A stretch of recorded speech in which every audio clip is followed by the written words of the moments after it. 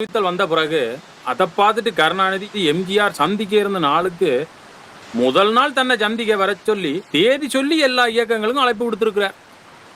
அதுதான் என்ன செய்யறன்னு முடிவெடுக்க முடியல. கருணாநிதி கொஞ்சம் முற்போக்காக பேசக்கூடிய ஆள், எம்ஜிஆர் திறக்க வச்சு மட்டுமே உள்ளாள். ஆனால் அதிகாரத்திலே இருக்கிறார். பேசாமல் ரெண்டு பேரையும் சந்திப்பதை தவிர்க்கலாம். இங்க கொள்கையெல்லாம் சும்மா பேசுறது. அவர்கள் இருவரும் தேர்தல் அரசியல்வாதிகள் தான். ஆனால் எம்ஜிஆர் தான் முதல்ல கூப்பிட்டவர். கருணாநிதி அதை பார்த்துட்டு வேணுமெண்டே அரசியல் போட்டிக்காக இப்படி அழைப்பு விடுத்து எங்களை சங்கடத்துக்கு ஆளாக்குறார். அதால எம்ஜிஆரை போய் சந்திப்போம். முதல் சந்திப்புல எங்களை கொள்கை விளக்கங்களை அவருக்கு சொல்லுங்க பாலாண்ணா. நான் அடுத்த சந்திப்புல கலந்து கொள்றேன். நீங்க ஏன் கருணாநிதி நேற்றைய சந்திப்புக்கு போல? நீங்கள் தான் ஐயா முதல்ல அழைச்சனீங்க. கருணாநிதி அவர்கள் நீங்க அழைச்சதுக்காக போட்டிக்கு அழைச்சிருக்கிறார். அதாலதான் எங்கட தலைவர் அவர்கள் அந்த சந்திப்பை தவிர்த்தார். அவ்வளோதையா?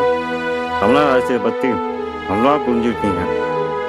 உங்களுக்கும் ஏன் இயக்கங்களுக்கும் என்ன பிரச்சனை? நாங்க எங்கட இயக்கத்தை தமிழ் தன்மையோட ஒடுக்க கட்டுக்கோப்போட வளர்க்கிறோம். நீங்கள் திரைப்படங்கள் மூலமா செய்யறீங்க.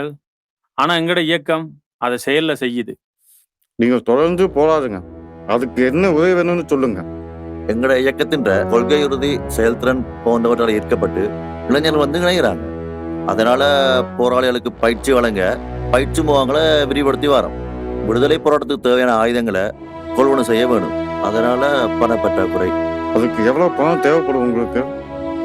1000 போராளிகளுக்கு பயிற்சி அளிக்க 1 கோடியும் அவர்கள் ஆயுதம் தரிக்க 1 கோடியுமாக 2 கோடி தேவைப்படும். அவ்வளவுதானே? நாளைக்கே வந்து எடுத்துக்கோங்க.